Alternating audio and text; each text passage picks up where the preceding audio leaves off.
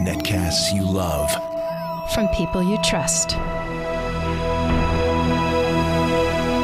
This is Twit. So, Mr. Razer Blade, Robert Ballister, he's the host of This Week in Enterprise Tech, soon know-how, and soon to be a host of, I'm thinking Programming 101. What do you think? That's what we want. We want to tell people it's a basic says what show. it is. Right, yeah. right. Yeah. But we'll figure out the name. What do you got there? Well, I take a look at a lot of laptops that do many things well, but I thought maybe this time I'd take a look at a laptop that does just one thing incredibly well. So this is a Razer Blade 14-inch. This is their 2013 model, and it's just Look how for thin gaming. that is. It's super thin. So it's an Ultrabook for gaming. For gaming. Crazy powerful gaming. Stealth fighter inspired composite fiber panels, Gucci designed palm rest, 30 megapixel web camera, ultra thin Blu-ray optical drive, Porsche branded display, smart material coated keyboard keys, liquid metal casing, titanium hinges, gold coated USB multifunction ports. All part of this futuristic laptop from Razer.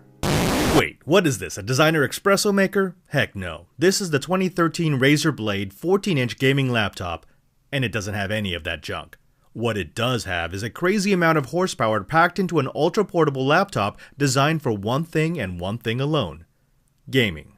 The Blade is currently the world's thinnest and lightest gaming ultrabook, at 13.6 inches long, 9.3 inches deep, and 0.66 inches high, with 4.1 pounds of heft, all wrapped in a jet black industrial design-inspired aluminum shell. Right above a large responsive multi-touch trackpad is a recessed keyboard that has plenty of travel and a pleasingly firm feedback, accented by Razer's ghoulish green backlight. Straddling the keyboard are stereo speakers that provide plenty of power, even if they are a bit anemic on the low end. The display is a 14-inch HD Plus 1600 by 900 16 by 9 matte finish panel with an LED backlight. It's topped by a 1.3 megapixel web camera and an array microphone. Razer omitted a touchscreen, which is disappointing since the Blade ships with Windows 8.1, but not unexpected since touch isn't a feature required by the type of games the Blade was made for. Ports are sparse. The left side houses the power port, 2 USB 3.0 ports, and a combo headphone microphone jack. The right side adds a Kensington lock port, an HDMI output, and a third USB 3.0 port. Noticeably absent is the Ethernet port, which is more than a little annoying considering that this is designed to be a gaming notebook. Instead, onboard networking is provided by a killer wireless N 1202 chipset providing dual-band 2.4 and 5 GHz 802.11 ABGN, along with Bluetooth 4.01. Our review unit came equipped with a 256GB SSD, but the Blade can also come equipped with 128 or 512GB of ultra-fast storage. Of course, being a gaming notebook, the real specs are all about the power.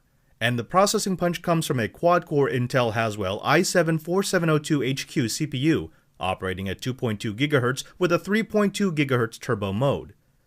The CPU is supported by 8 GB of 1600 MHz DDR3L memory. The Blade uses NVIDIA's Optimus Tech. That means that the laptop will use power-sipping integrated class graphics processing when browsing or media watching, but then switch to a pixel-crunching NVIDIA GeForce GTX 765M with 2 GB of dedicated GDDR5 memory when gaming. When paired with the quad-core Haswell CPU, this means that the Blade's integrated 70 Wh lithium-ion polymer battery was able to survive our rundown tests for 7 hours 2 minutes. Now that number will go down if the GPU and CPU are taxed, but that's still a phenomenal runtime on a quad-core gaming laptop that simultaneously gives you a fantastic boost in horsepower. And believe me, that power boost shows. In 3D Mark Vantage, the Razer Blade topped out at 16,955. That places it in the upper echelon of gaming notebooks, and it dominates gaming ultrabooks from Alienware, Main Gear, and even Razer's last generation of gaming notebooks, besting some of them by more than double. Test after test showed high frame rate gaming, even with the eye candy turned to 11. Battlefield, Call of Duty, Crysis, BioShock, all smooth and crystal clear. The one downside to all this processing power in a redonkulously small package is that the Blade tends to get hot, uncomfortably hot when pushed to the limit. But then again, after so much mind-boggling awesomeness, I probably couldn't feel my fingers anyways. While the lack of non-gaming accoutrements may sour the Blade for some, it is undeniably the gaming ultrabook to have for the gamer on the go. The Razer Blade 14-inch gaming laptop is available now.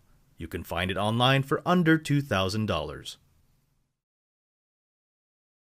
So, you like it? I do. I get the feeling you like it. I mean, it's crazy powerful. If you want a powerful notebook to do gaming, there really is nothing quite like this. I mean, it's light, it's powerful. Did I mention it's powerful? Yeah. Also, it's incredibly powerful. I just don't expect much power in a machine that thin and light. It just seems like you're going to sacrifice something to get the size down. Right, and so we're so used to desktop equivalents, right? And what really enabled this is Haswell. So the Haswell quad-core i7 has gotten power down there, so that the battery will last you 6 to 7 hours. You know, of course, that goes down as you draw more and more power from the GPU and the CPU.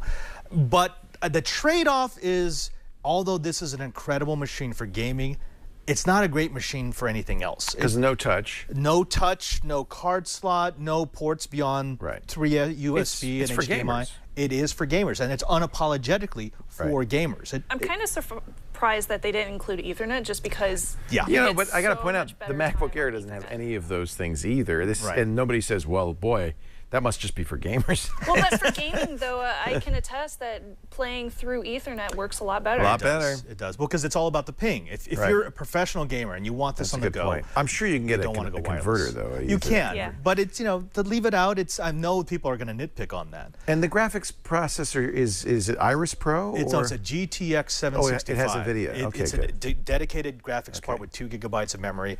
It is wonderfully fast. That's kind of what you expect from Razer. Exactly. But hot. After about an hour of gaming on this thing, as I showed in my review, the keyboard where you touch gets over 100 degrees. Yeah. So that's pretty hot. Yeah, just be careful. Don't play games in your lap. Yeah. I would say, don't play. Yeah, please don't play. Please, kids. Let's be safe here. But if you're a gamer, and if you're a gamer who wants your gaming machine on the go, so not just your desktop, not just your big 11-pound desktop replacement, this is an absolute buy. It might be your second computer. It might be your second computer. $2,000 though for anybody else. That's a fair price. Yeah. Well, you think it's too much. Yeah. For anybody else. MacBook Air is $12.99. Right. Yeah. Right. All right.